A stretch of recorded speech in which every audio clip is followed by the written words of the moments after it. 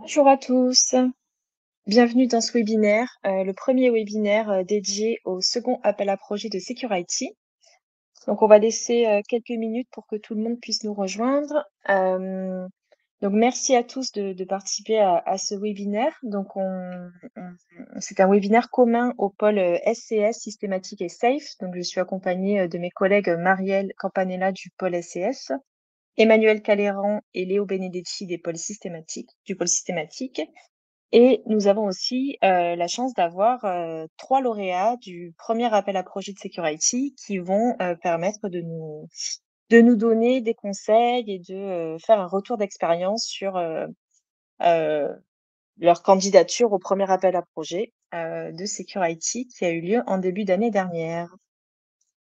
Donc bienvenue à tout le monde. Juste une règle assez simple concernant l'utilisation de cette plateforme. Vous avez 2 onglets, questions et chat, disponibles. Donc n'hésitez pas à poser les questions dans l'onglet dédié, et le chat servira à tout commentaire autre, et également à vous donner les liens de ce que nous allons vous présenter. Donc bienvenue à tout le monde. On va commencer d'ici quelques secondes.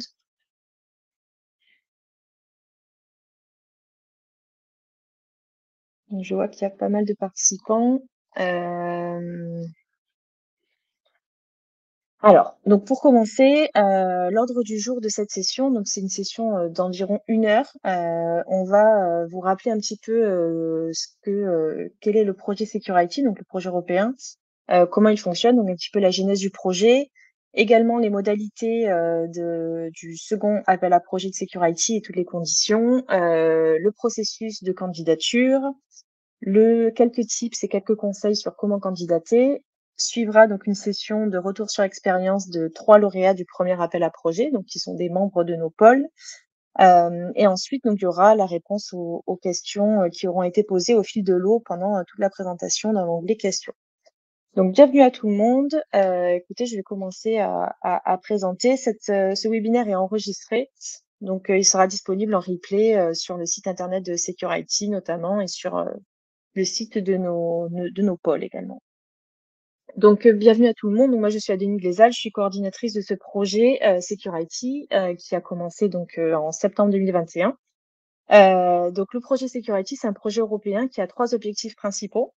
C'est de soutenir les PME européennes de la sécurité pour développer des solutions innovantes pour les territoires et les villes afin qu'elles soient plus sûres et résilientes. Le second objectif, de cofinancer et d'accompagner le développement de projets collaboratifs, donc notamment de prototypage et de démonstration, donc de solutions innovantes de sécurité. Et le troisième objectif recherché est de promouvoir également la coopération transfrontalière entre les PME et les autres acteurs de l'innovation. Donc comment est-ce qu'on procède? C'est via l'allocation de financement aux tierces parties, donc selon le principe européen de cascade funding, donc le FSTP, qui est le Financial Support to Third Parties. Donc on a lancé le premier appel à projet l'an dernier. On a sélectionné 21 projets lauréats, et on lance aujourd'hui le second appel à projet, donc qui ouvre aujourd'hui à 13h. Donc juste pour revenir un petit peu sur comment s'organise Security. Donc Security, c'est un projet européen qui est composé de 8 clusters, enfin 8 partenaires européens. Donc Safe est coordinateur de ce projet. On a également le pôle LSEC en Belgique, le pôle SCS, L3CE en Lituanie, le cluster aussi HSD, Hague Security Delta aux Pays-Bas, le pôle systématique et le cluster danois Sensec. Et on est accompagné par Foodingbox qui gère toute la partie appel à projet et cascade funding. Donc on a candidaté en fait à l'Union européenne pour nous voir attribuer ce projet, et en fait la majorité du financement que nous avons eu de ce projet va être reversé à des tierces parties via les 2 appels à projets. Donc si on revient un petit peu sur le premier appel à projet, donc le premier Open Call de Security qui a eu lieu entre janvier et avril dernier, on a eu 111 candidatures qui ont été reçues sur les 3 mois d'appel à projet, avec une majorité de candidatures qui s'adressaient à l'instrument financier de démonstration, tandis que le dernier tiers, s'adressait aux instruments de prototype. On a eu également sur le site internet, de récolte des candidatures, 377, candidatures qui ont été, commencées, et donc il y en a eu 111 qui ont été finalisées. Hem, Cela représente 240 PME européennes qui ont donc, candidaté et la majorité donc, des candidatures, s'adressaient plutôt au domaine de protection des infrastructures critiques, tandis que le reste des candidatures, étaient plutôt, focus sur, les 2 autres domaines, donc la résilience des territoires face aux catastrophes et la protection des espaces publics, notamment lors de grands événements. Donc je reviendrai un peu plus en détail sur, ces 3 domaines, que je vais vous présenter, dans quelques minutes. Parmi, les chiffres clés et la couverture, géographique des lauréats ou des candidats plutôt du premier appel à projet, donc on a eu une couverture géographique, assez, représentative. On a eu, tous les pays de l'UE qui étaient représentés et on a pu également, s'appuyer en fait sur, un réseau de ambassador clusters. Donc on a une quinzaine de clusters européens qui font partie de notre réseau et qui ont pu, eux également, disséminer dans des pays qui n'étaient pas couverts initialement par le consortium de Security et ça a permis d'augmenter un petit peu la couverture géographique des candidatures qui ont été reçues et on a reçu donc 50 des candidatures, des bénéficiaires, venaient donc des pays des ambassadeurs clusters et 42 venaient des pays des partenaires de Security.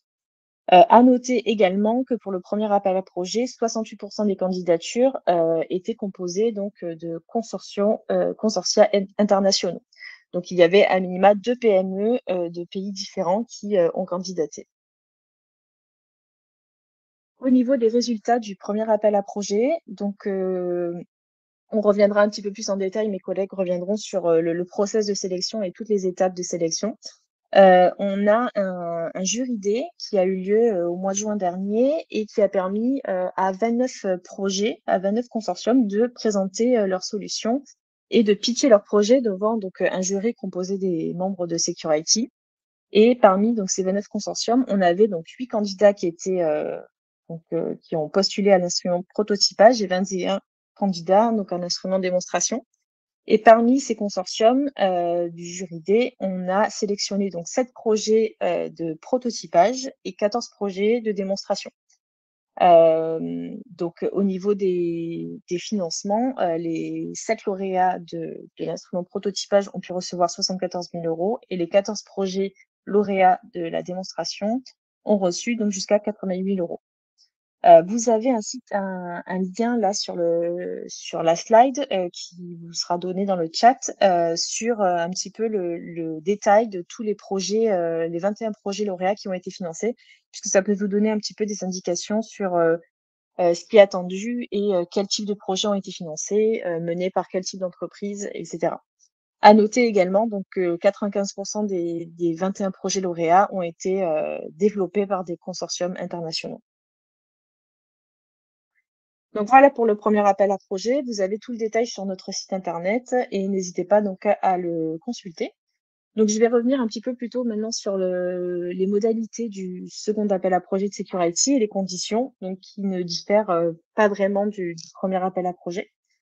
Donc en résumé, pour ce second appel à projet qui est en cours donc jusqu'au 14 mars prochain, nous allons sélectionner jusqu'à 21 projets, donc ce qui va représenter au minimum, 42 PME puisqu'on s'attend à ce que les consortiums soient composés de minimum 2 PME européennes.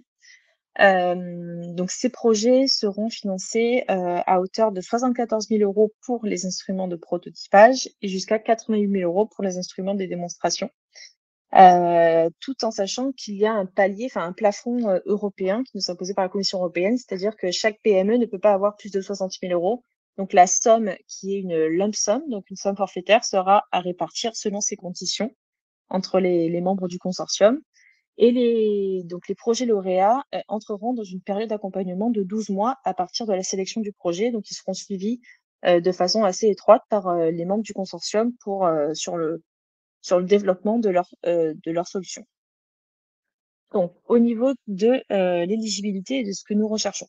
Donc comme je vous l'ai dit, on recherche des consortiums d'au moins 2 PME européennes.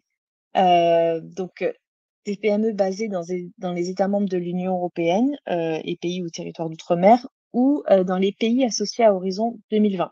La liste, exhaustive des pays associés à Horizon 2020 se trouve dans le Guide for Applicants, donc le lien vous sera transmis, dans le chat, où se trouvent donc, tous les pays qui sont associés, au programme européen, donc Horizon 2020.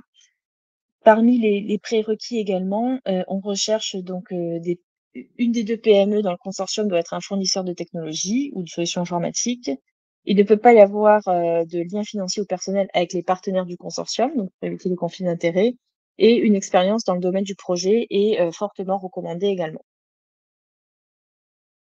Au niveau du type de projet idéal, donc Secure IT, recherche donc des projets qui développent et mettent en œuvre des technologies et des systèmes qui répondent à des challenges spécifiques, liés au topic suivant, donc la cybersécurité ou des briques numériques qui sont appliquées à des solutions de sécurité. Point de vigilance, le projet Secure IT ne s'adresse qu'aux projets qui ont une application civile. Donc on ne finance pas, de projets, avec un focus, militaire, puisque c'est pas l'objectif, du projet qui est vraiment sur, la sécurité et donc l'application civile.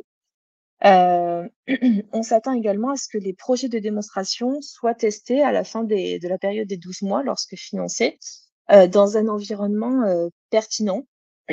Donc les démonstrations, doivent être considérées comme proches de l'exploitation du marché et c'est pour cela que, on dans les critères, d'éligibilité, on a un minimum de TRL, donc de Technology Readiness Level, un niveau de maturité technologique qui est fixé à 5 et à la fin du programme des 12 mois, donc les projets de prototypage devront atteindre au minimum un TRL de 6-7 et pour les projets de démonstration, ils devront atteindre un minimum de 8-9. Donc le minimum est 5 à l'entrée et à la sortie, donc 6 ou 7 ou 8 ou 9 selon l'instrument financier. Donc l'appel à projet, doit s'adresser à, l'un des 3 domaines, suivants qui ont été décidés avec, des utilisateurs finaux, puisque Security a vraiment, une orientation marché et donc les solutions qui seront présentées doivent vraiment répondre à un besoin, identifiés. Donc on a, comme pour le premier appel à projet, identifié 3 domaines. Donc le premier domaine est la protection des infrastructures critiques. Le second domaine est la résilience des territoires face aux catastrophes et le troisième domaine est la protection des espaces publics, notamment lors de grands événements. Donc les projets doivent s'adresser à un des domaines. Ils peuvent s'adresser à plusieurs, mais un challenge est suffisant pour, postuler. Donc parmi les challenges qui sont liés au 1er domaine, donc on a 4 challenges qui seront liés à ce domaine de protection des infrastructures critiques. Donc on a un volet cybersécurité, on a un volet, communication et optimisation des réseaux de communication et de systèmes d'alerte. Le troisième challenge est lié donc, au développement et à l'optimisation des contrôles d'accès pour s'assurer qu'il n'y ait pas de problèmes de sécurité et le quatrième challenge lié à ce domaine est le développement de solutions pour, détecter, les intrusions, heu, potentielles. Concernant le deuxième domaine, donc la résilience des territoires face aux catastrophes, donc ça correspond à toutes les catastrophes, pas seulement naturelles, mais à toutes les crises, possibles. Donc là, il y a 3 challenges qui sont, liés à ce domaine. Donc il y a l'avant-crise, le pendant de la crise et l'après-crise avec donc, le premier challenge qui rejoint donc, la prédiction de désastres, enfin de catastrophes. Le second challenge qui est plutôt sur, les opérations et l'optimisation des réseaux de communication, lors d'une crise et le troisième domaine donc, cherchera des solutions pour, assurer une meilleure, recovery de, la situation. Et au niveau donc du troisième domaine, donc on a 4 challenges qui sont liés à ce domaine.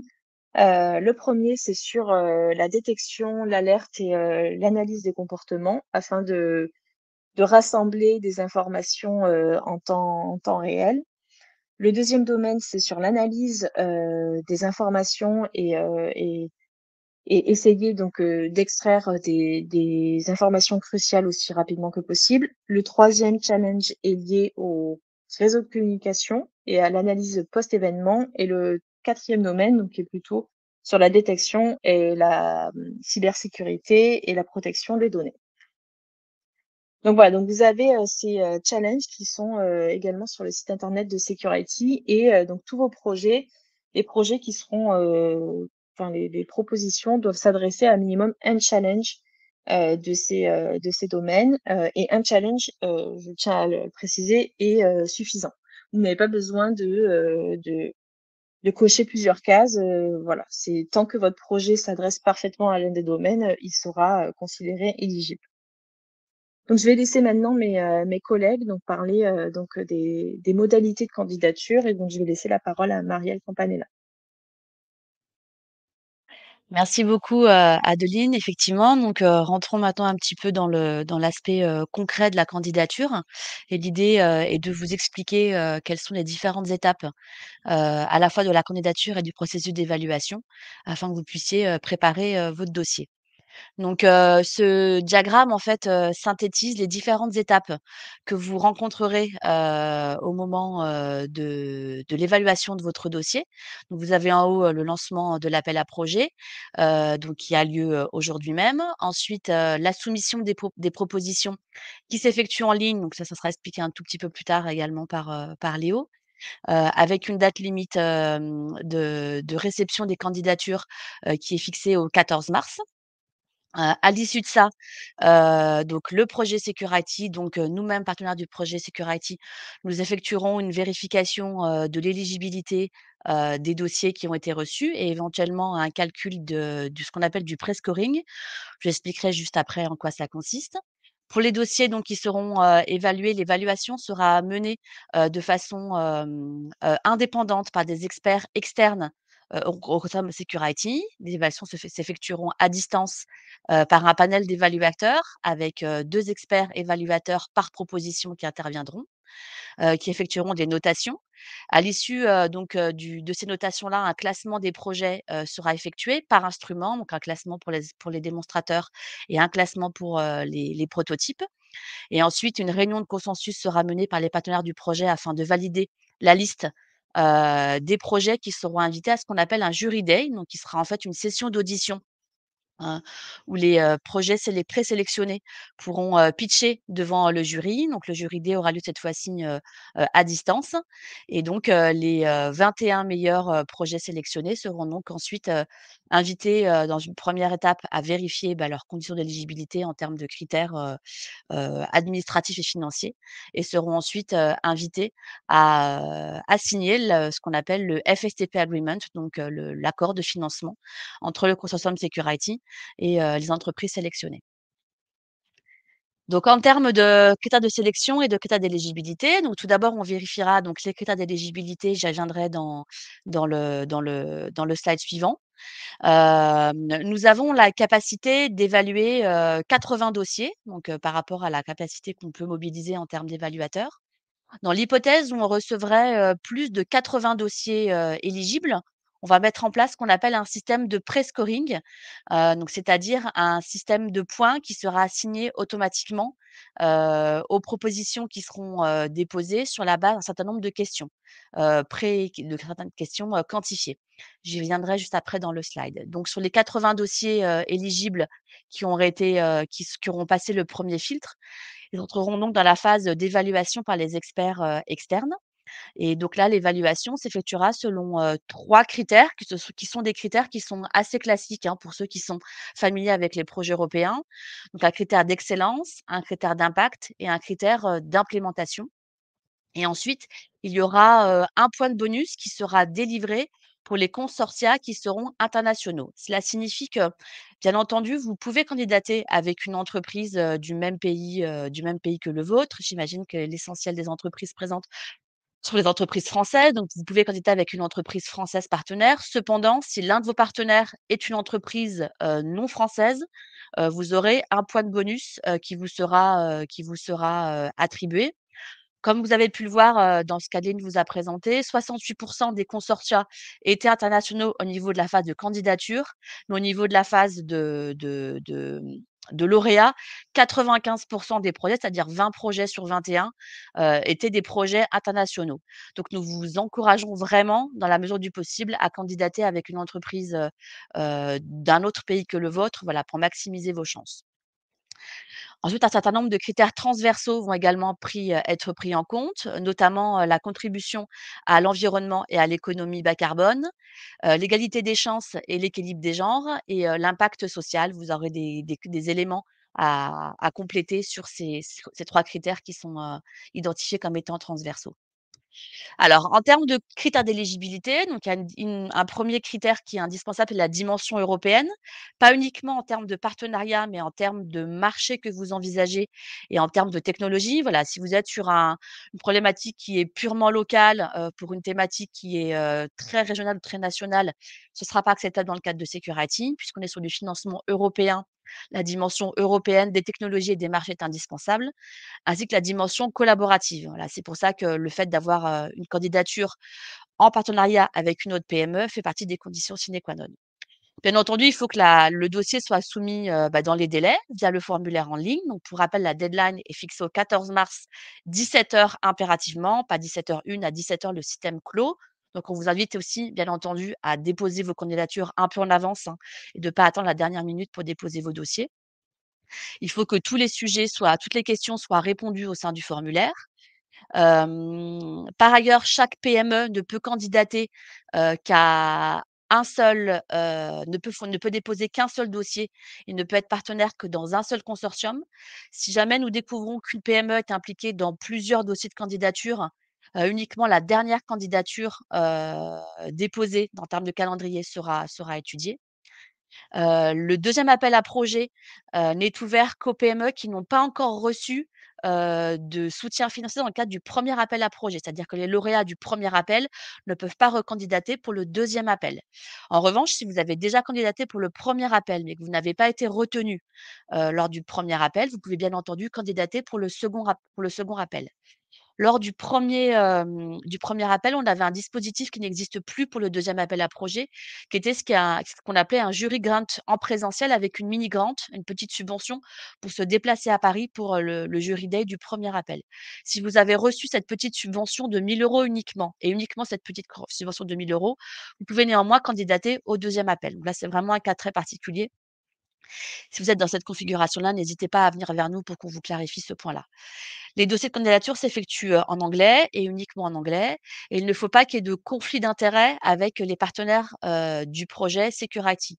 Bien entendu, les entreprises adhérentes des pôles de compétitivité peuvent candidater, mais il ne faut pas que ce soit des entreprises qui soient liées avec un lien capitalistique avec, par exemple, les salariés des pôles de compétitivité. Il faut que les finances des PME soient saines. Ça signifie que les entreprises en liquidation ou en difficulté financière ne seront pas acceptées. Et donc, il y aura un questionnaire d'auto-évaluation et d'auto-vérification qui devra être complété et dont le résultat devra être attaché à votre candidature. Et ensuite, il est indispensable que le projet que vous proposez soit basé, bien entendu, sur votre travail originel et que vous ayez les droits de propriété intellectuelle sur ce qui sera développé. Alors, au niveau de ce prescoring, donc comme je vous l'ai dit, si plus de 80 dossiers, sont éligibles sont déposés, auprès de Security, donc un système de calcul de points, donc de prescoring, sera inclus dans la sélection, avec des points qui seront assignés automatiquement selon un algorithme prédéfini. Donc ces points seront automatiquement attribués selon les critères que vous pouvez voir ici même à l'écran. Donc ce sont des questions auxquelles vous aurez, à répondre en ligne et pour lequel des points vous seront automatiquement attribués. Donc le nombre de points attribués à chaque question, sera disponible en long. Donc sur des thèmes de security by design, sur l'expérience du consortium, à la fois d'un point de vue, expérience, opérationnelle, mais aussi expérience par rapport au marché ciblé, sur la notion de scalabilité et donc de déploiement, de la solution, que vous proposez, sur, le marché que vous ciblez, dans un horizon de 2 ans en termes, de marché que vous pourrez atteindre, sur l'implication d'un utilisateur final au sein de votre consortium, Ensuite, sur le statut et la maturité, technologique des technologies que vous développez. Ensuite, la composition du consortium. Est-ce que vous êtes sur un partenariat qui est purement régional, national ou international? L'expérience de votre partenariat et ensuite, l'expérience que vous avez vous en termes de, financement européen. Puisqu'on voudrait également pouvoir avoir des partenaires qui sont enfin des projets qui ne sont pas non plus des chasseurs de primes européennes pour ainsi dire. Donc on accueille aussi volontièrement de façon volontiers, des projets qui ont assez peu d'expérience avec des financements européens. Donc, une fois que vous aurez répondu à ces questions en ligne, vous aurez un score qui vous sera automatiquement attribué. Et dans le cas, et uniquement dans le cas où on aura plus de 80 dossiers, on prendra donc les 80 dossiers qui obtiendront le meilleur total sur ces critères-là. Ensuite vient donc l'étape d'évaluation pour ces 80 projets, donc par des experts externes. Donc, chaque projet sera évalué par 2 évaluateurs externes indépendants et qui attribueront donc des notes qui vont de 0 à 5 points pour chaque critère, donc excellence, impact et implémentation. Dans la partie excellence, on trouvera, la thématique liée, à l'ambition du projet. Donc l'ambition au-delà de l'état de l'art et en quoi est-ce que votre approche est, innovante. Innovante à la fois, au sein, du marché qui est ciblé et au sein également de la technologie que vous souhaitez développer, que ce soit pour un produit, un service ou un modèle d'affaires que vous proposez. Ça, c'est pour la partie excellence. Ensuite vient la partie, impact. Donc en termes, d'opportunités de marché, donc ici l'évaluateur, prendra en compte, ce que vous pourrez indiquer sur, dans quelle mesure est-ce que vous souhaitez proposer un nouveau produit, un nouveau service avec le potentiel de marché, qui correspond et le cas d'usage que vous envisagez. Ce sera à vous de démontrer en quoi est-ce qui, répond à une problématique donnée pour un segment de marché donné. On évaluera aussi également ici le sujet de la compétition. Donc, en quoi est-ce que votre dossier va au-delà de ce que, d'autres entreprises peuvent proposer? En quoi est-ce qu'il est disruptif et en quoi est-ce qu'il est, particulièrement innovant sur le marché? Et on évaluera aussi également la stratégie de commercialisation et la scalabilité que vous pourrez proposer afin de pouvoir, déployer votre solution sur le marché. Pour la partie implémentation, donc là, on adresse à la fois, le déroulement du projet, la capacité que vous avez en tant qu'équipe de déployer votre projet et puis, le déroulé du projet que vous envisagez. Donc on vous demandera, les liens vers les profils LinkedIn, par exemple, des personnes qui composeront votre équipe. On vous demandera ici, d'établir un petit plan de travail du projet comme vous l'envisagez, par exemple détaillé en termes de tâches successives et cetera, de livrables, d'identifier les ressources que vous voudrez, mettre en œuvre. Bien que le, bien que le financement soit un financement, forfaitaire, nous vous demandons néanmoins d'avoir, une idée de comment est-ce que que votre budget sera à la fois, établi parmi les partenaires, mais également, en termes de ressources, humaines, par exemple, d'équipements et cetera. Et puis nous vous demanderons également d'identifier quels sont les risques principaux que vous identifiez, à la fois, risques techniques, risques en termes de gestion de projet, risques par rapport à la démonstration par exemple, et quelles sont les mesures que vous proposerez pour y pallier dans la mesure où ces risques se manifesteraient. Donc comme je vous l'ai dit, chaque évaluateur établira, un score sur chacun de ces critères. Donc un score de 0 à 5 pour chaque critère. Il y aura un seuil minimal de 3 points qui sera demandé sur chaque critère et un seuil minimal de 10 points sur la somme des 3 critères. Il n'y a pas de pondération sur ces 3 critères, il n'y a pas de coefficient appliqué. Heu et donc tous les projets qui auront, obtenu un score, au-delà, heu, de ces seuils pourront passer à l'étape suivante. Et pour rappel, les candidatures qui seront soumises par des PME, de pays éligibles, différents, recevront un point de bonus. Donc un point de bonus sur 15, donc c'est un critère assez intéressant. À l'issue de ça, on établira donc une liste avec, en premier le premier projet qui aura reçu, le plus de points, ainsi de suite, de façon décroissante et on aura la capacité d'inviter un certain nombre de projets à l'étape de jury. En cas d'égalité, donc il y aura des critères qui seront départagés, qui permettront de départager les candidats. Donc dans l'ordre, ce sera critères transversal, donc ce que je vous indiquais tout à l'heure. Ensuite, les critères d'impact, les critères d'implémentation et les critères d'excellence. Donc jusqu'à 40 projets, donc une fois qu'on aura établi cette liste de notation, on établira, si je puis dire, un seuil à 40 projets maximum et les 40 meilleurs projets, maximum seront donc, invités à être auditionnés devant ce qu'on appelle le jury day. Donc, le jury day sera composé en fait, des partenaires du projet Security. Donc Adeline vous a présenté, la liste des pôles et des clusters qui formaient le partenariat du projet Security et donc vous serez invité à pitcher en ligne, durant un temps, limité, votre projet et à répondre aux questions qui seront posées, par les partenaires du projet Security et donc là, cette participation, en ligne est un élément essentiel du processus de sélection. Donc la présence en ligne est indispensable pour pouvoir ensuite, passer, l'étape suivante.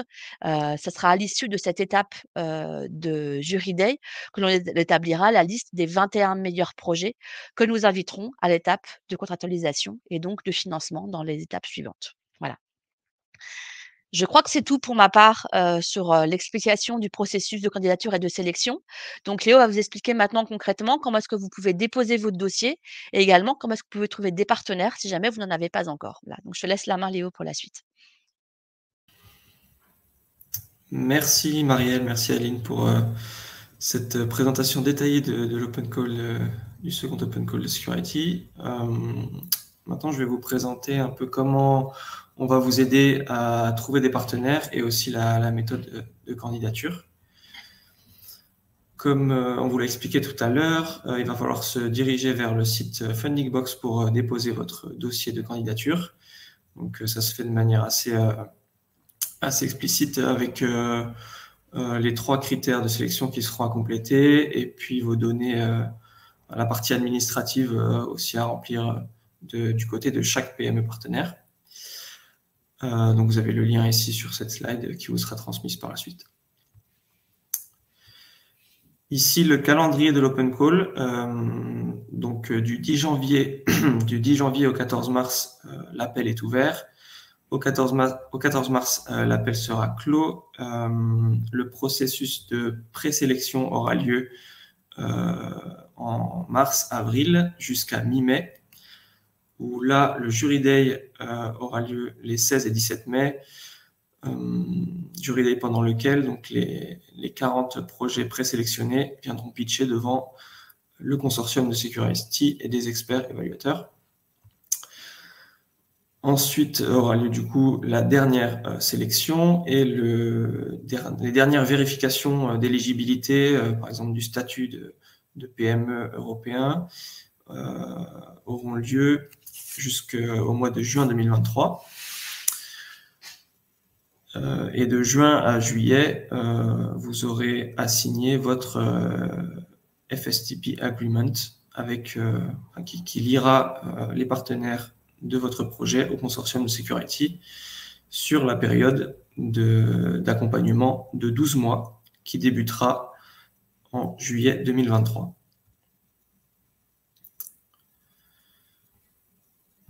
Ici, un petit aperçu du programme d'accompagnement qui vous sera proposé. Donc, comme je vous l'ai dit, jusqu'à 40 projets seront présélectionnés pour le Jury Day. Et à l'issue de ce Jury Day, 7 projets seront sélectionnés et financés pour le volet prototypage et 14 projets pour le volet démonstrateur, pour le volet démonstration. Au niveau du financement, vous recevrez 20% au départ de votre projet et 80% à l'arrivée. Et un programme de suivi sera aussi déployé par le consortium de partenaires Security, avec chaque projet ayant un follow-up manager qui sera responsable du suivi et des avancées du projet. Vous aurez un dossier en fait à compléter au début du projet qui établira les milestones et les livrables tout au long des 12 mois. À mi-terme, vous aurez aussi un dossier à nous déposer, à nous soumettre. Et un dossier final à terme. Petite remarque aussi, si votre projet venait à être financé, 1 000 € devront être utilisés, donc 1 000 € devront être réservés à l'intérieur de la subvention pour la préparation et les frais de transport liés au kick-off meeting, donc l'événement de lancement en fait de la seconde vague de projets financés de Security qui aura lieu à Vilnius les 10 et 11 juillet 2023.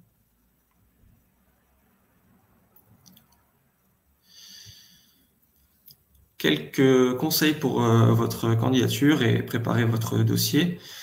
Donc, il va falloir investir un peu de temps, même si les open calls sont réputés pour être assez simples de compréhension et de candidature. Il n'empêche qu'il faut quand même y consacrer un peu de temps et puis vérifier aussi si votre projet correspond aux attentes et si vous êtes bien éligible aux critères de sélection. Il va falloir aussi que vous choisissiez le bon instrument de financement en fonction de votre niveau de maturité technologique de départ.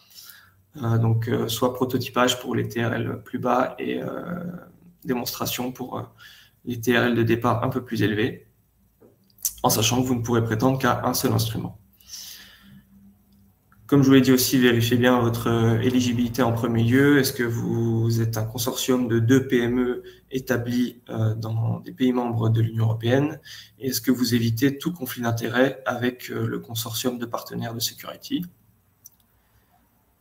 Vous avez en numéro 4 accès à la documentation qu'il faudra évidemment lire, hein, le Guide for Applicants, qui vous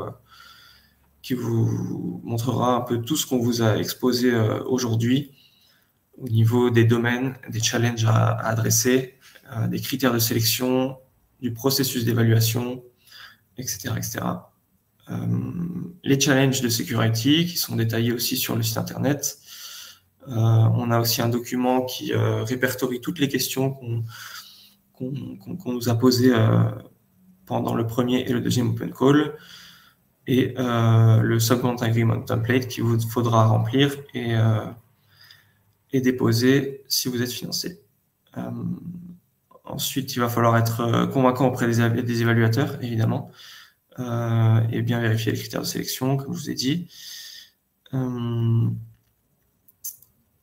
Vérifiez bien aussi la procédure de paiement que je vous ai exposée, donc, et le rétro-planning de votre projet. Et mettez-vous d'accord bien en avance avec les partenaires pour la distribution de la subvention. Ensuite, bâtissez votre consortium et l'équipe pilote. Pour les instruments de démonstration, il faudra bien prévoir la façon dont le projet va se terminer et la méthode de démonstration, tout simplement. Il va falloir répondre à au moins l'un des challenges de Security. Vous pouvez bien sûr adresser plusieurs challenges si votre projet s'y prête. Et rappelez-vous de la dimension européenne du projet, ainsi que l'accent mis sur la sécurité civile. Les projets à vocation défense et militaire ne seront pas avantagés. On met l'accent sur vraiment la dimension sécurité civile.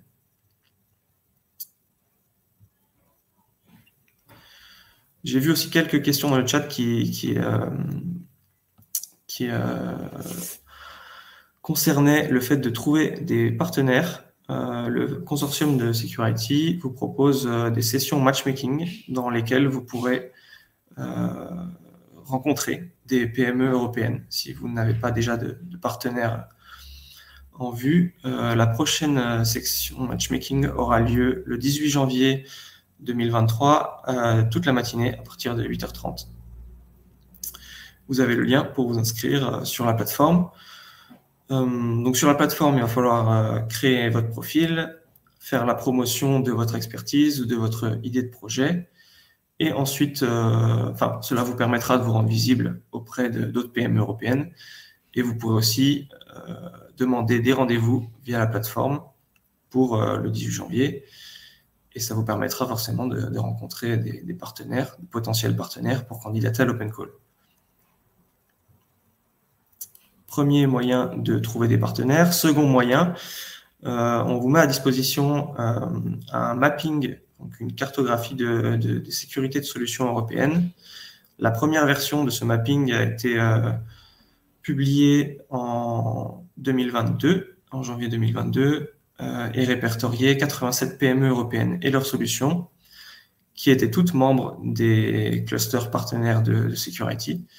La version PDF est disponible en ligne. Pour ce deuxième Open Call, une deuxième version de ce catalogue sera publiée et cette version sera en ligne. Elle est en cours de finalisation et sera mise en ligne courant janvier 2023, donc d'ici quelques jours, semaines. Vous aurez la possibilité de vous enregistrer sur cette plateforme et d'être encore plus visible que sur l'ancienne version, de contacter directement des partenaires européens et de monter votre dossier ainsi.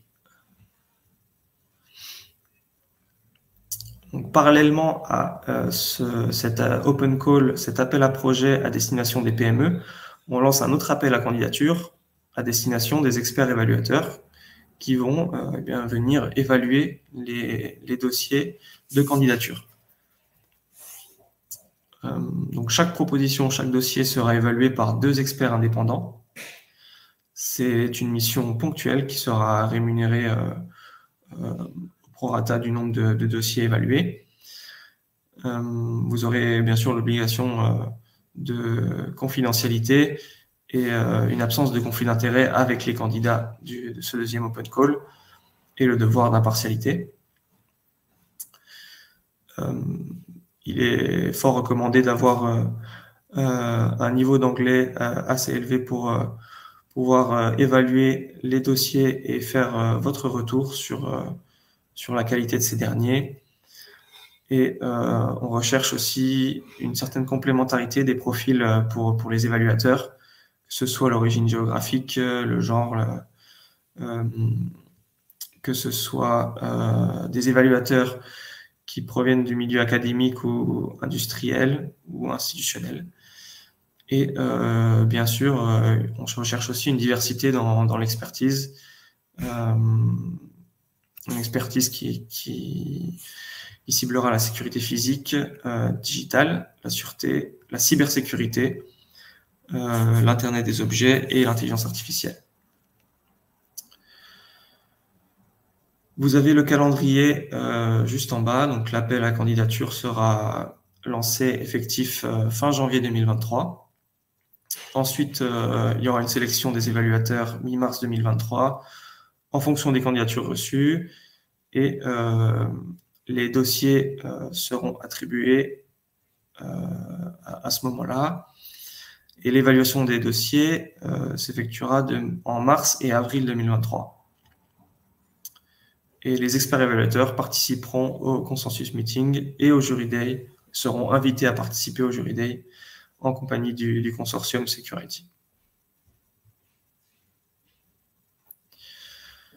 Une troisième façon de rencontrer des partenaires et aussi de trouver un accompagnement au dépôt de votre dossier, c'est bien sûr de contacter votre pôle de compétitivité référent. Donc les pôles SAFE, SCS et Systématique sont là pour vous accompagner et donc par exemple en vérifiant l'adéquation de votre idée et de votre projet avec les objectifs, les attentes et les conditions de l'Open Call, en relisant, en vous donnant des conseils pour améliorer votre dossier de candidature, comme je viens de vous dire aussi, en vous aidant à la recherche de partenaires, y compris européens, via notre réseau de cluster ambassadeurs ou via les partenaires de Security, membres du consortium. Et on vous offrira également une aide pour pitcher lors du jury day. Pour plus de détails, d'informations, vous pouvez vous informer sur le site web de Security, dont le lien vous a été transmis dans le chat, ou aller directement sur la page de candidature du site Fundingbox. Donc vous avez le lien sur cette slide. Vous pouvez, et on vous conseille aussi de découvrir la première vague de projets financés pour vous informer sur ce qui a déjà été fait, sur les attentes, comme dit précédemment. Et pour des questions supplémentaires, vous pouvez adresser un email à cette adresse ci-contre, qui vous mettra en contact avec Fundingbox, qui gère la plateforme de candidature. Et c'est tout pour moi. Maintenant, place au retour d'expérience. Donc, nous avons parmi les intervenants de ce webinaire Annie Bourget, qui travaille chez Edicia et membre du pôle SAFE, qui va commencer par son retour d'expérience au sein du programme d'accompagnement Security.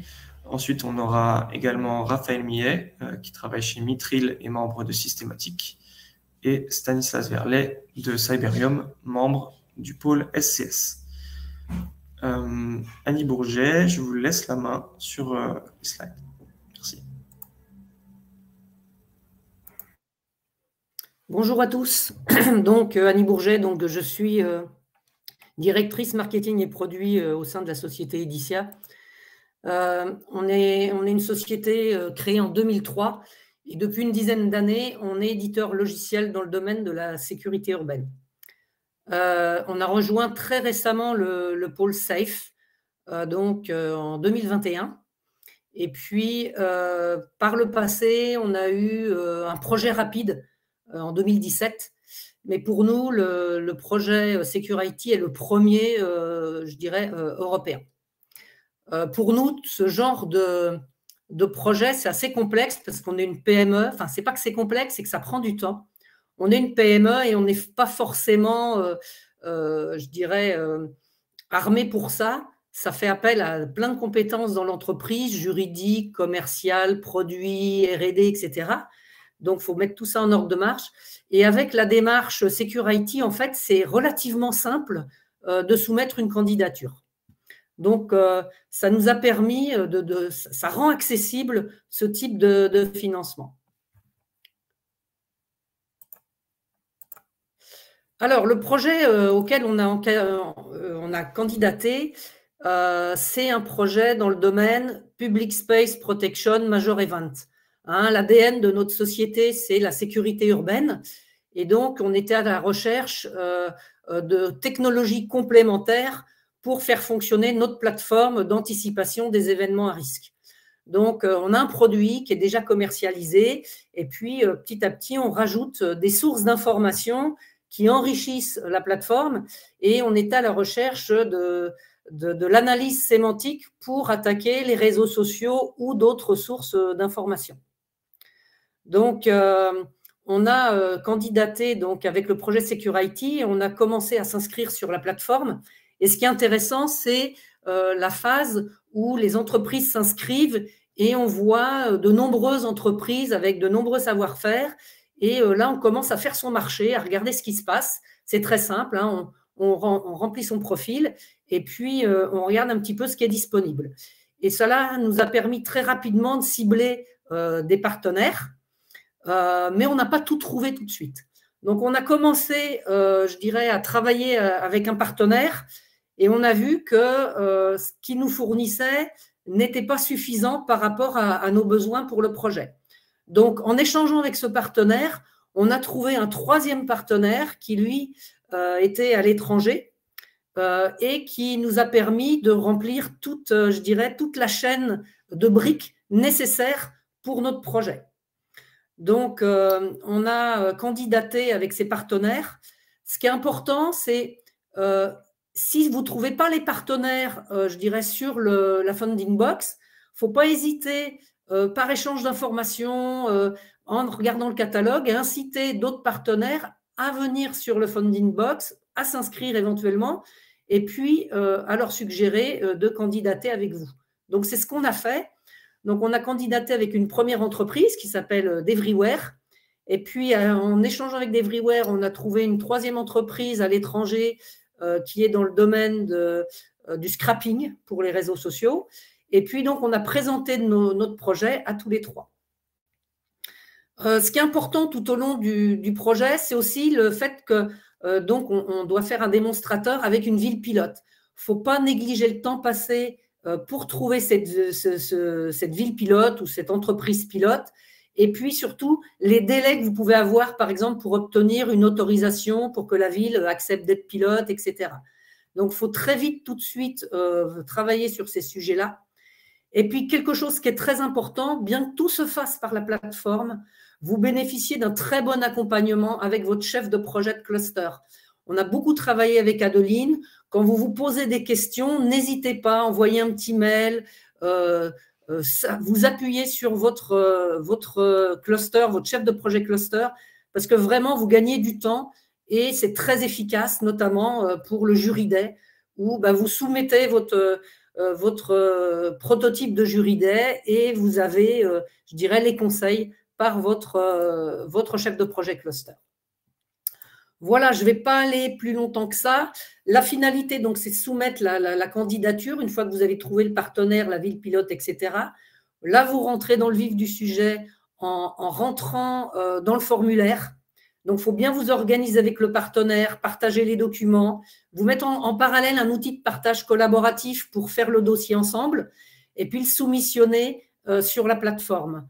C'est un peu fastidieux, mais c'est très, très bien fait. Il y a beaucoup d'explications et vous avez toujours votre chef de projet cluster qui est avec vous. Bien sûr, c'est tout en anglais. Donc, voilà, c'est un des éléments importants, c'est maîtriser l'anglais écrit, en tout cas pour le dossier. Et puis, pour la soumission à l'oral avec le jury day, il faudra avoir une bonne expression en anglais. Voilà, j'en ai fini. Je laisse la place à mes autres sociétés qui veulent témoigner. Vous trouvez mes coordonnées dans la presse et je suis disponible si vous aviez des questions.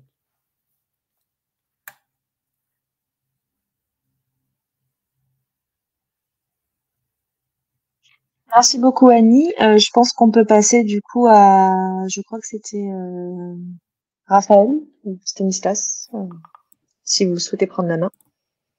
Très bien, merci beaucoup. Est-ce qu'on m'entend bien? Allô, allô. Oui, très bien. Super. Alors, bonjour à tous. Donc moi, c'est Raphaël. Je suis directeur des opérations de Mithril Security, qui est une startup de cybersécurité et de privacy qu'on a créée il y a bientôt 2 ans. Donc chez Mithril, ce qu'on fait, c'est qu'on fait des logiciels pour sécuriser la donnée pendant son cycle de vie IA, que ce soit pendant l'exploration de la donnée, l'entraînement et après l'inférence avec des modèles d'IA. Et nous, du coup, sur Security, on est sur un projet qui a été porté plus par nos partenaires que par nous. Enfin, c'est-à-dire, on n'est pas lead du projet. C'est un projet qui repose beaucoup sur la solution technologique de l'initiative du projet qui s'appelle Avian.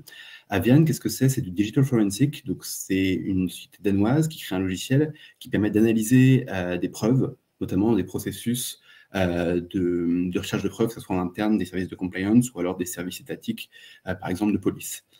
Et en gros, eux, leur projet, c'était on va prendre notre solution software et la déployer, enfin, ils commençaient à la déployer sur le cloud au moment où ils sont lancés sur le projet Security, et ils voulaient avoir un déploiement cloud qui soit à la fois automatisé, qui couvre les différents cloud providers et qui soit sécurisé. Et donc là-dessus, nous, on est venu leur permettre de déployer un moteur d'indexation, de recherche de documents, qui soit zéro trust. Parce que nous, entre autres, on utilise la technologie des enclaves, qui est une technologie qui permet d'utiliser des ressources en cloud sans leur faire confiance. Et du coup, notre technologie leur a permis, enfin, on a développé pour eux ce moteur de recherche Zero Trust qui aujourd'hui fonctionne. C'est notre partie de ce consortium. Dans le consortium, on est 3. Donc, il y a Avian qui porte le projet et qui amène sa solution qui doit être déployée demain dans le cloud de manière automatique. Et il y a Louvborn qui est le partenaire danois, ces 2 sociétés danoises traditionnelles d'Avian sur l'expertise cloud. Pour vous donner un peu d'insight sur la manière dont ça s'est passé, Moi, j'ai raté les séances de matchmaking et j'aurais dû y aller parce que moi, ce que j'ai trouvé extrêmement intéressant, alors après, en fait, j'ai réussi à m'attraper en prenant il y avait une espèce de prospectus qui décrivait les différentes entreprises. Et ce qui est extrêmement intéressant, c'est qu'en fait, on n'est pas sur un appel européen un peu classique dans lequel souvent une jeune startup, nous à l'époque, on avait créé la boîte depuis quelques mois officiellement, donc on était une très très jeune startup. On n'est pas dans un matchmaking classique européen dans lequel on va aller trouver un très gros partenaire et il va falloir ça va être un peu David et Goliath, quoi. Là, on est plutôt avec des pairs. En fait, c'est des acteurs qui sont un peu de la même taille que nous. Enfin, en tout cas, ce sont des PME. Et du coup, c'est un rapport qui est assez différent. Et moi, j'ai beaucoup aimé du coup cette phase de post-matchmaking, parce qu'on est arrivé après. On a contacté pas mal de boîtes qui nous avaient l'air pertinentes sur la liste. Et en fait, les gens étaient assez ouverts, puisque vu que c'est un projet européen et que le but, c'est d'essayer de faire des choses avec un investissement que normalement, on ne peut pas forcément se permettre en tant que PME, c'est super intéressant. Et moi, c'est vraiment ce que j'ai beaucoup apprécié, c'est la possibilité de travailler avec une boîte qui a un vrai intérêt à utiliser la technologie, mais qui, parce que c'est une PME qui n'est pas forcément avec des budgets aidés de fou et une envie d'essayer de nouvelles technologies, traditionnellement, on n'aurait pas forcément tendance à essayer de travailler avec une jeune startup et de travailler sur une technologie nouvelle. Donc moi, ce que je vous conseillerais, c'est vraiment de saisir l'opportunité, d'envisager de nouvelles collaborations, parce que c'est une opportunité rare, cet appel à projet, d'ouvrir les horizons et de travailler avec des partenaires avec qui on n'aurait pas pu travailler normalement. Je pense au fait que ce soit une PME, mais aussi au fait que ce soit un partenaire d'un autre pays. En fait, bon, les grands groupes, c'est mondialisé, c'est international, tout le monde parle anglais, tout le monde sait comment faire, c'est facile. Mais là, pour le coup, moi, j'ai eu des moments où j'ai ressenti quand même une différence culturelle, parce que c'est des Danois, ils font pas exactement tout comme nous. Et je trouvais que c'était une super occasion justement de travailler avec. Enfin, les différences culturelles sont forcément plus fortes chez des PME que des grands groupes, ce que je voulais dire. Et je trouvais que c'est une super occasion de travailler comme ça avec des acteurs européens. Et là-dessus, j'ai trouvé l'accompagnement, en fait, le fait qu'il y a un cadre donné par à la fois les partenaires des pôles, mais aussi l'ensemble du consortium Security, donne en fait un rythme à l'ensemble qui est assez souhaitable, qui permet d'avoir vraiment un cadre donné. Et moi, je trouvais que ça a beaucoup apporté là-dessus sur la collaboration entre des gens qui, de base, n'ont pas forcément une culture de travail. Je raconte ça comme ça, c'était pas des choses très graves, mais par exemple, sur la réunion de kick-off, ils ont, eux, voulu, en insistant assez fort, qu'on aille, nous, au Danemark, nous, pour des raisons assez diverses. On n'était pas pour prendre l'avion et aller passer une journée pour juste faire un cadrage. Et ça a été vraiment un moment où je me suis rendu compte qu'on n'avait pas forcément la même manière de travailler et de percevoir notre collaboration. Ça s'est quand même très bien passé et je pense que l'encadrement Security est pour beaucoup. Donc voilà, donc en résumé, je pense que c'est vraiment une opportunité rare de faire des projets qui sont ça, qui n'existeraient pas forcément, et avec un encadrement qui est, enfin, l'encadrement est présent, on est très suivi, et c'est, je trouve, très structurant. Voilà, si vous voulez en savoir plus sur ce que nous on fait chez Mithril ou sur notre expérience sur ce projet, une fois encore, on était une toute petite startup. Enfin, depuis, on a levé de l'argent, on est beaucoup plus gros, mais quand on s'est vraiment lancé dedans, n'hésitez pas aussi à vous lancer si vous êtes comme nous une petite entreprise. En tout cas, si vous avez des questions, je serai ravi de vous répondre. Voilà mes coordonnées. Sinon, je suis très, très réactif sur LinkedIn. Merci beaucoup et je passe la parole au suivant.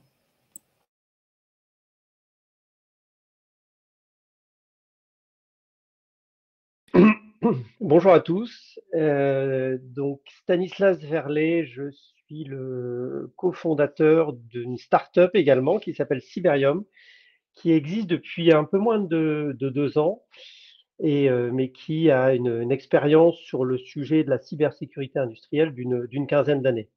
Nous, on a commencé à l'international en étant intégrateur et on est rentré en France pour pouvoir industrialiser une solution qui est liée au transfert des données dans le secteur industriel. Alors notre approche, et je partage un peu ce qu'a dit Annie notamment, un petit peu de crainte sur de s'impliquer dans un projet européen parce que c'est toujours forcément beaucoup de temps, surtout pour des petites entreprises, et au final, en fait, le projet Security est assez bien organisé. Pas mal de communication. On s'est très mis en mode projet sur sur la réponse, et puis de bien regarder effectivement les critères d'évaluation. Je pense que c'est très important, on en a parlé. Les critères, c'est cette dimension européenne. Donc initialement, nous, on était deux entreprises françaises. Et on a tout de suite regardé dans notre réseau pour avoir un partenaire européen, et également le projet pilote à la fin, qui est à mon avis majeur, effectivement, de bien préparer ça dès le début de votre projet, d'être sûr d'être avec 2 ou 3 projets pilotes possibles, au risque qu'il y en ait un qui lâche en cours de route. Donc nous, jeune société, on a adhéré au club, au pôle SCS récemment en 2022, et on a très vite également échangé beaucoup avec le pôle SCS, aussi avec le pôle SAFE, donc avec Adeline et Marielle, et c'était majeur de bien comprendre, puisque on a survolé parfois quelques emails qui étaient envoyés, qui étaient un petit peu exhaustifs de la part de Security. On a failli rater des échéances, et j'avoue, le fait d'être bien suivi par les pôles a été quand même non négligeable dans la non-perte de temps nous concernant. Alors le projet en question, purement cybersécurité, cybersécurité industrielle, ce qu'on appelle la protection des infrastructures critiques. Aujourd'hui, les infrastructures critiques, donc en France, c'est les OIV ou les OSE, sont le secteur énergétique, transport, télécom, ont besoin de transférer des données très rapidement entre leur partie, je dirais, ce qu'on appelle OT, Operational Technology, et la partie IT. Et il y a très peu de systèmes en fait qui permettent de faire ces échanges de façon 100% sécurisée. Il y a des firewalls des pare-feux que tout le monde connaît, et il y a des data diodes qu'on avait déjà nous déployés, d'où le nom IDIS ou IDEAS, Improved Diode for Enhanced Adaptation and Security. C'était vraiment, on avait déjà un projet, on avait déjà un partenaire qui était Cetrac et qui lui est spécialisé sur le hardware. Cyberium est spécialisé sur la partie logicielle, et ProtectX, qui est également un partenaire danois, lui est un cabinet de conseil dans la cybersécurité, mais qui réalise également ce qu'on appelle des pain testing, c'est-à-dire la capacité au final de pouvoir tester notre solution avant de la mettre sur le marché. Et donc nous, on a vraiment créé ce groupe assez rapidement. C'est vrai qu'on n'a pas suivi le matchmaking qui était proposé, on n'a pas eu ce besoin-là initialement, on avait déjà un projet, on l'a juste fait en sorte de bien le rentrer dans les cases de l'évaluation de Security. Et donc, on a eu effectivement, les 3 sociétés ont pu apporter une expertise très complémentaire, hardware, software et tout ce qui est conseil, pain testing. Une expérience qu'on a pu mettre en avant sur les différents sujets, en cumulé tous ensemble plusieurs années d'expérience et des références accessibles dans ce secteur de la cybersécurité industrielle. Les démonstrateurs qu'on était capable de proposer aussi, et puis on avait cette dimension européenne qui était assez importante. Donc on a bien bouclé, je dirais, toutes les cases. Aujourd'hui, le projet avance bien de notre côté. On s'est engagé sur 12 mois et on en est à là aujourd'hui déjà à commencer. On pense commencer à faire le marketing commercialisation février-mars dans les premiers événements. Donc on avait fait vraiment un travail très collaboratif. On s'est mis en mode projet très vite dans le consortium pour pouvoir effectivement se projeter dans la commercialisation, la réalisation des tests, des démos, etc. Voilà, je serai assez court également. Les grands mots-clés, c'est cybersécurité industrielle, protection et transfert des données. Et si vous avez des questions, je suis également disponible. N'hésitez pas à me contacter. Merci.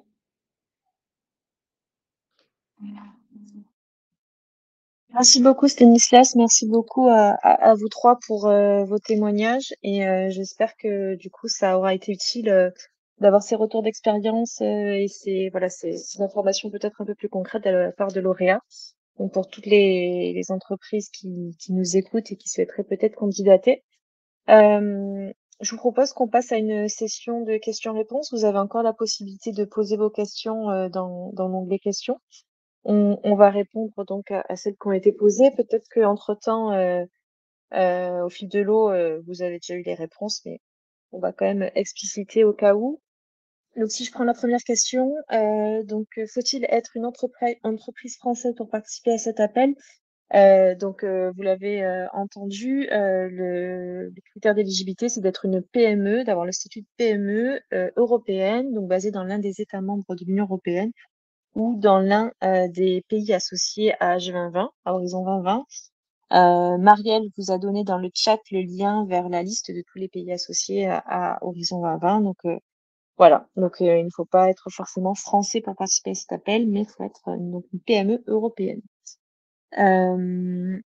La deuxième question, donc c'est le fait de candidater à un consortium est-il obligatoire ou une entreprise peut-elle se présenter seule? Donc on cherche nous des consortiums de minimum 2 entreprises. Il n'y a pas de limite maximale à la composition du consortium. Après, voilà, on vous recommande pas d'être 10 PME puisque le budget est quand même limité. Donc voilà, vous devez être minimum 2 PME européennes. Vous pouvez avoir un troisième partenaire qui peut être aussi un partenaire académique ou un utilisateur final. Par contre, il y a que les PME qui sont financées dans le cadre de l'appel à projet. Donc, si votre troisième partenaire est un utilisateur final, il ne sera pas financé, mais il peut faire partie du consortium. Donc, j'en profite d'ailleurs pour vous dire que il est très important d'avoir le soutien d'un utilisateur final, notamment pour les démonstrations. Puisque comme on vous l'a dit pendant le webinaire, on s'attend à ce que les projets de démonstration donc, puissent avoir une expérimentation en conditions quasi réelles. Donc, il vaut mieux s'associer dès lors à un utilisateur final. Et Annie Bourget l'a précisé dans sa présentation donc pour Editia que c'était peut-être aussi un moment qui pouvait être un petit peu compliqué de trouver le bon site d'expérimentation. Donc, si vous l'avez dès le début, c'est peut-être également mieux. Est-ce que mes collègues voulaient compléter les réponses aux questions?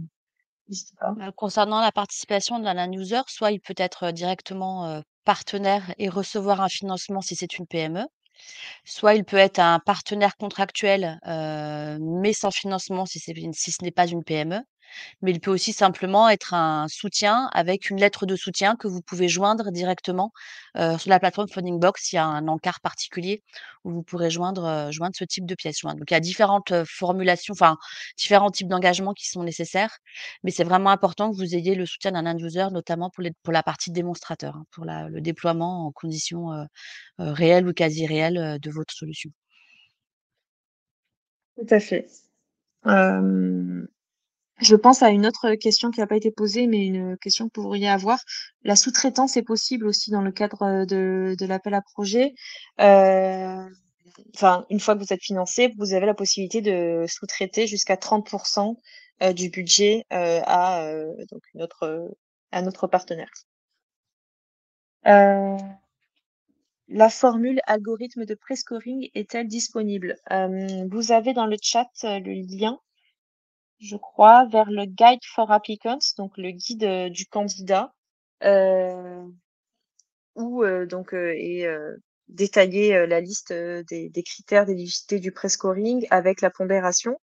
Vous aurez aussi donc la possibilité d'avoir donc le replay de cette session et donc sur une slide présentée par Marielle étaient détaillés tous les éléments relatifs au prescoring.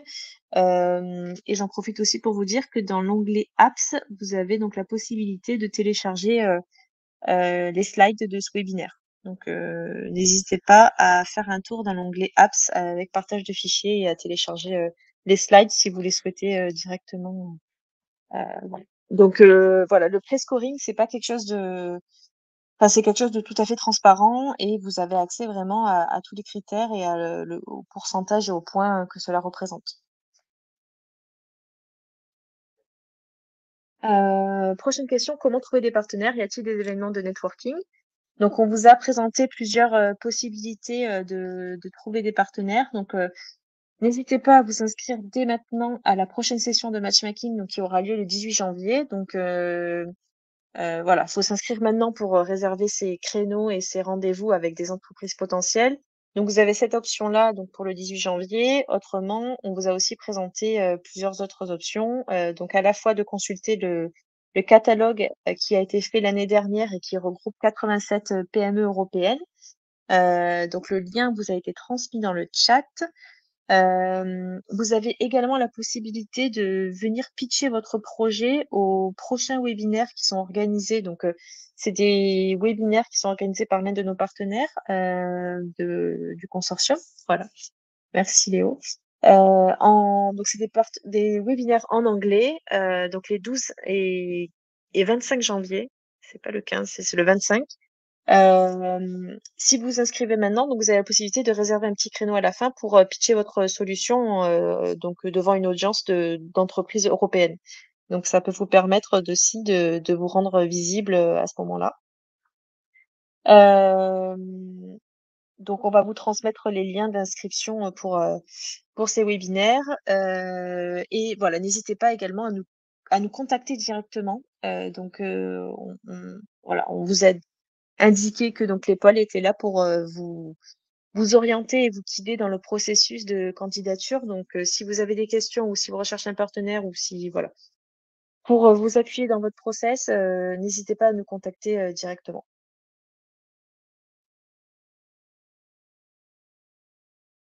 La prochaine question, donc TRL5 est obligatoire à la candidature pour un prototypage. Un prototype est normalement TRL 2.3. Selon le référentiel officiel, il me semble donc que c'est bien prototype, c'est bien 4.5 en TRL. Donc c'est effectivement un prérequis dans le cadre de l'appel à projet de Security. C'est un critère d'éligibilité et si vous indiquez dans votre candidature un TRL moins de 5, votre candidature donc ne sera pas considérée éligible puisqu'elle ne correspond pas aux critères d'éligibilité de Security. Prochaine question, pourriez-vous préciser quelques cas concrets de conflit d'intérêts? C'est en fait donc les conflits d'intérêts, ça peut être tout lien capitalistique, financier, personnel avec un membre du consortium de Security. Raphaël, Léo, si vous avez d'autres idées. Non, c'est essentiellement ça. Si par exemple, je sais pas, une entreprise, en fait, appartient à un salarié, d'un pôle de compétitivité, c'est considéré comme un conflit d'intérêts.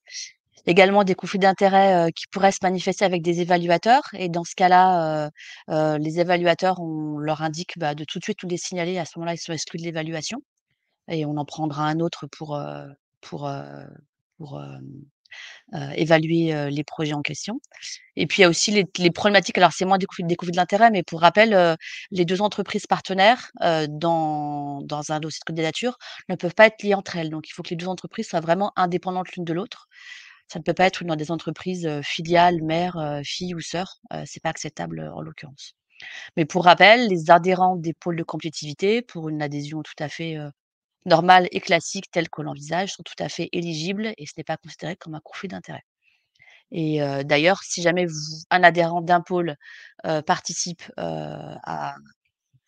à l'appel Security, à ce moment-là, le pôle de compétitivité en question, s'exclut de fait, du jury, lorsque cette entreprise, pitch au sein du jury day. Donc on fait très attention à ces éléments-là. Ouais, donc voilà, tout à fait. On se retire du process de sélection lorsque un membre de nos pôles est sélectionné ou présélectionné pour les dernières phases de sélection, notamment lors du GRID. Prochaine question. Bonjour, pouvez-vous, à la demande du consortium, effectuer un pré-check ou dossier avant son dépôt? Donc oui, c'est tout à fait possible. N'hésitez pas à nous contacter, à contacter votre pôle référent pour avoir un appui avant le dépôt du projet et pour poser toutes vos questions et voilà, et bénéficier du soutien des pôles. Peut-être noter qu'à tout moment, au cours de votre candidature, vous avez la possibilité d'exporter en PDF votre dossier. Donc voilà, pour le transmettre à un des pôles. Et vous pouvez revenir sur votre candidature sur le site donc security2.foodingbox.com autant de fois que vous voulez. Donc vous n'êtes pas obligé de vous poser une fois et de remplir et de soumettre le projet. Vous pouvez y revenir autant de fois que vous le souhaitez. Et vous pouvez donc dès 13h regarder les questions et voilà, avoir un petit peu une idée de ce qui est demandé pour vous préparer au mieux. Prochaine question. Donc, passer de TRL 5 à TRL 8-9 en 12 mois n'est-il pas ambitieux? Je constate beaucoup de différences d'appréciation des TRL en fonction des organisations. Alors, à savoir que le minimum, c'est TRL 5. Donc, vous pouvez, si vous candidatez à l'instrument démonstration, commencer également à 6 ou 7. Effectivement, 12 mois, ça passe vite, mais voilà, de notre expérience, c'est aussi quelque chose de possible. Donc voilà, le TRL 5, c'est juste un minimum. Ça veut pas dire que vous devez être à forcément TRL 5 lors de votre candidature.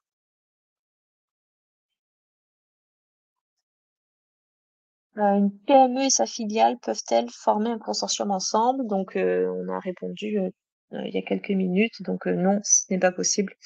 Donc une PME et sa filiale soient dans le même consortium.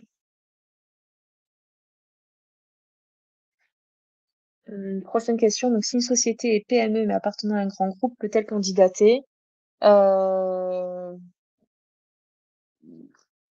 Peut-être je peux Marielle, il y a répondre quelque Adeline chose? si tu veux, Ouais, oui. ouais. En fait, c'est tu ici, on est soumis, tout simplement à une réglementation européenne, hein, c'est un appel à projets qui est à destination des PME au sens, juridique européen du terme. Donc pour cela, pour savoir si une entreprise est considérée comme une PME ou pas, les chiffres d'affaires et les effectifs des sociétés, mères et sociétés filiales sont également pris en compte et les liens aussi qui relient les entreprises entre elles. Donc si vous avez le moindre doute par rapport à la définition, la Commission européenne a mis en place un questionnaire d'auto-évaluation pour, savoir si vous répondez ou pas à la définition d'une PME au sens européenne. Le lien est dans la FAQ du projet. Sinon, je peux vous le mettre dans le chat directement si vous avez des questions, des doutes par rapport à ça. Et là, pour ce point-là, on est vraiment nous soumis aux contraintes européennes puisque ça fait partie du règlement, auquel nous-mêmes nous sommes fournis nous sommes soumis, Security. Je vous mets le lien le lien dans le chat tout de suite.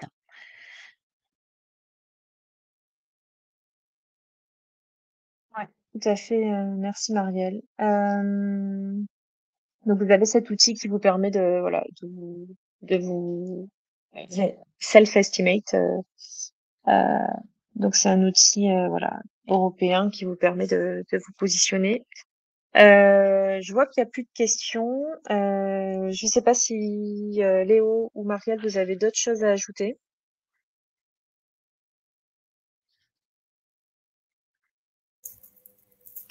Me concernant, non, c'était très clair. Si vous avez peut-être une dernière question, on peut y répondre. Peut-être terminer sur le fait que c'est le dernier open call de Security. Donc c'est votre dernière chance pour bénéficier de notre programme d'accompagnement et de financement. Donc voilà, n'hésitez pas à candidater.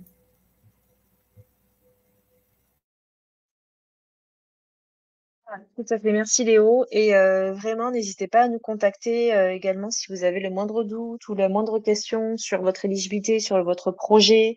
Voilà, on est vraiment là pour ça parce que ce projet Security, c'est vraiment un projet qui vise à financer voilà, des PME innovantes et voilà, enfin, c'est un projet qui est dédié aux PME et qui est là pour vraiment vous donner un coup de pouce pour vos projets d'innovation et pour répondre à un besoin également donc de solutions innovantes de sécurité. Vous avez eu les témoignages donc des entreprises, des lauréats donc qui sont aujourd'hui à presque la moitié de leur programme de suivi de leur projet et voilà qui je pense ont eu donc un message assez positif sur le process d'appel à candidature sur leur process de candidature. Donc voilà, en somme, n'hésitez pas à nous contacter. On espère vous voir nombreux à la session de matchmaking le 18 janvier prochain si vous n'avez pas encore trouvé de partenaire. En tout cas, il y a plusieurs options qui s'offrent à vous pour trouver un partenaire, donc c'est pas quelque chose de très limitant. Et puis c'est quand même un projet européen, donc c'est vrai que voilà, ce projet vise aussi la collaboration transfrontalière et à faire travailler ensemble des PME donc issues de différents pays.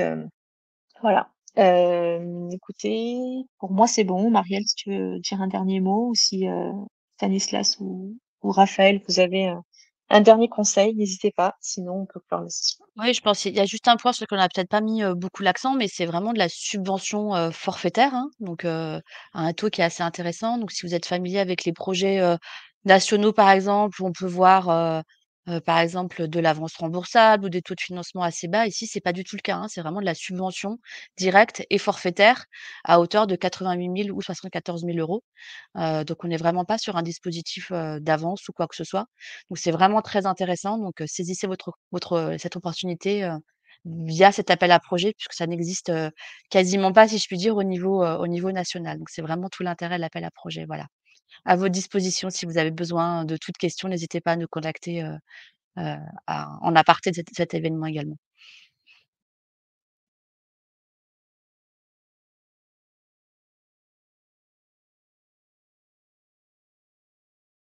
Bon, eh bien, merci beaucoup à tous. Bon, je vois il y a des messages dans le chat, mais en tout cas, voilà. Merci pour d'avoir assisté à la présentation. On se tient à votre disposition pour de plus amples informations et on vous enverra donc le replay, les slides. Normalement, vous les avez, sinon on vous les enverra également. Merci à tous, très bonne journée et puis à bientôt. Voilà, on espère vous revoir bientôt dans les candidats de Security. Merci à tous, au revoir. Merci à tous, à bientôt. La session sera close dans quelques instants.